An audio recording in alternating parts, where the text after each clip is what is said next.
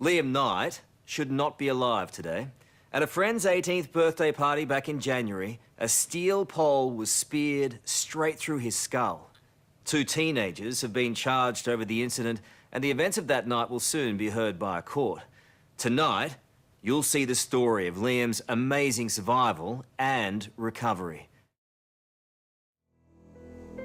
First 18th, you know, he was so excited because the very first 18th from all his friends, and his face. I just remember him running down the stairs with his long legs and, you know, taking 3 steps at a time, and the smile on his face, you know, and then giving me a hug and kiss and saying, "I'll see you later." And I said, "Oh, give me a ring when you're at the end of the night and I'll come and get you."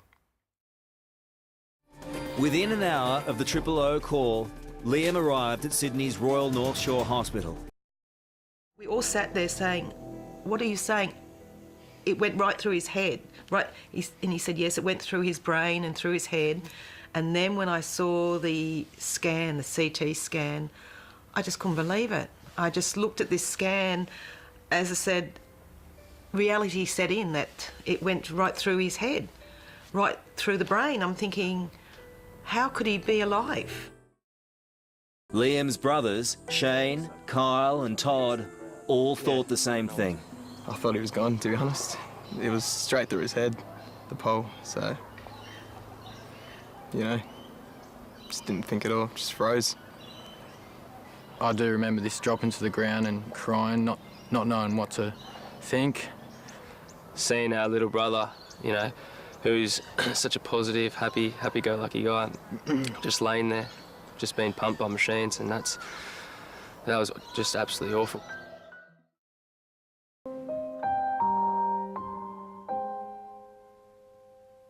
Liam was out of surgery, but not out of danger.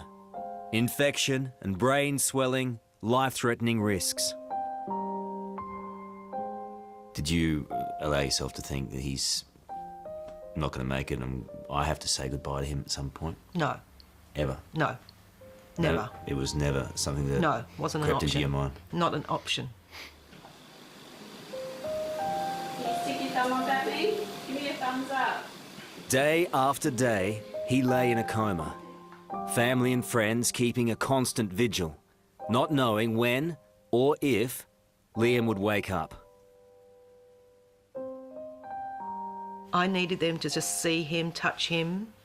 And I think all that seeing, all that touching, from all his friends, his family, I think a lot of that love helped him. 12 days passed. Then Liam opened his eyes.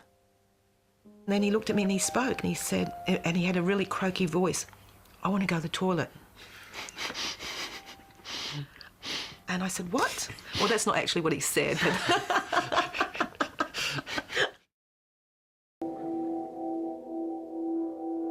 Liam was alive and smiling, but the pole damaged the part of the brain controlling movement down the entire left-hand side of his body. Reality kicked in. I just kept thinking, what am I gonna do? Like, how am I gonna get better? The thought of not being able to move physically. Yeah, I thought I was never gonna be able to just walk around, talk properly, because I couldn't talk properly at this stage.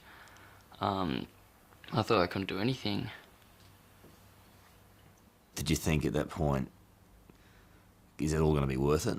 Struggling through? Or Yeah, I questioned everything, to be honest. I always thought, oh, why am I here? I wish I didn't wake up from the coma, and it's one of the worst things. Yeah.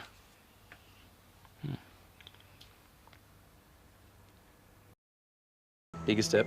At Sydney's Royal Rehabilitation Centre, he began the long road back to mobility. Chuck it right. Up with your left.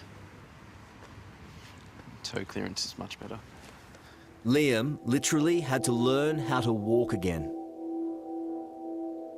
Right, first bit's the hardest. Big steps. Big steps. That's good. the only way I can look at it was that if I want to get better, I just got to get on with it. Like, that's all I wanted to do. I didn't care about anything else. I just wanted to get better. That's the way I looked at it, just to be positive. Don't go too fast.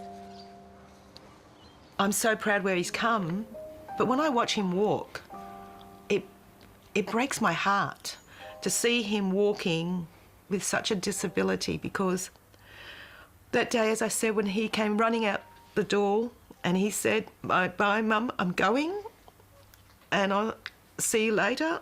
And he's running and doing all the things he used to do.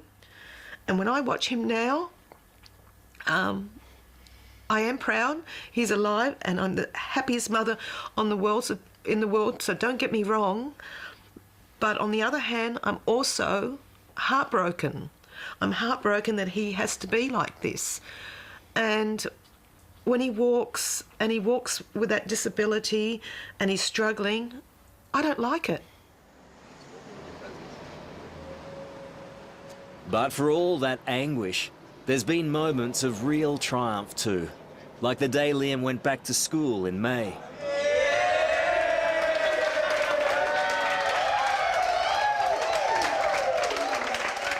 With his mates shepherding his every step, Liam returned to St Pius College in Sydney to resume studying for his HSC. He's an inspiration, in my opinion. You know, what he's gone through, but how he's come out of it's been the biggest thing. His attitude is inspiring. You know, most people would probably, you know, crack it at times, and fair enough, but he just gets on with it. He's, you know, been dealt an ordinary hand and he's just played it. They were all miracle workers, from the ambulance to the fire brigade to the doctor, all the doctors, the nurses at ICU. They were just beautiful, beautiful people.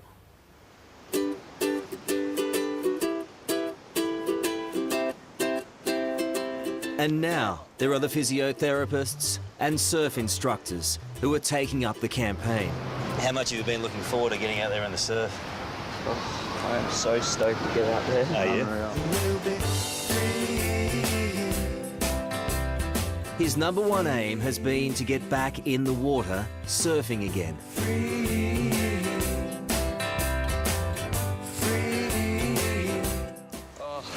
It's like, I got no words for it. Just, I'm in awe. Good man. What's next? Standing up. There's always a next step, isn't there? Oh yeah. There's always another step. And true to his word, Liam did get to his feet. Sure, he has a way to go and no one knows it more than he does. But this young man with the ever-ready smile has already proven he really is made of steel.